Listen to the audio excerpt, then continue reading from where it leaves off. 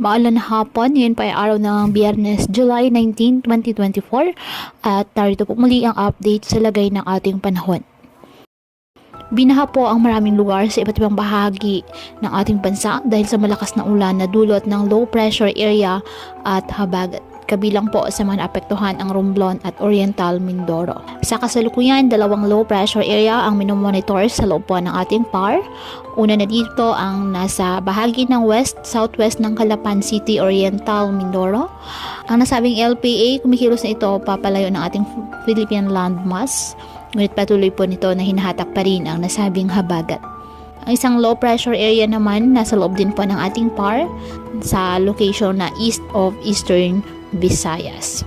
Ayon po sa pinapakita ng ECMWF model, posible itong lumakas bilang bagyo ngayong weekend at posibleng tahakin ang direksyong patungong west-northwest patungo po sa Taiwan at extreme northern Luzon at maghahatak o magpapalakas muli ng habagat sa susunod po na linggo.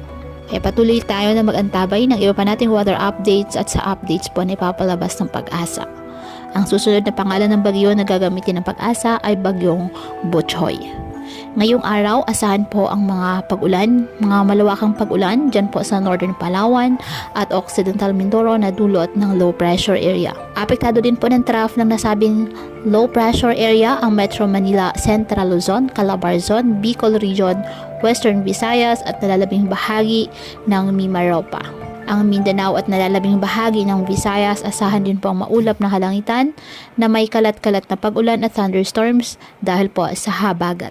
Ang nalalabing bahagi ng Luzon ay apektado po ng mga localized thunderstorms kaya asahan pa rin ang pulo-pulo at dagli ang mga buhos ng ulan. Kaya patuloy po natin na pinag-iingat ang ating mga kababayan sa banta po ng mga pagbaha at pagguho ng lupa, lalo na po kapag may malalakas na ulan, at ugaliin na magdala palagi ng payong o kahit anumang panangga sa ulan sa tuwing lalabas po ng ating mga tahanan. At yan po muna ang update sa lagay ng panahon ngayong araw. Muli patuloy po tayo na mag-ingat at palaging tandaan, God loves you.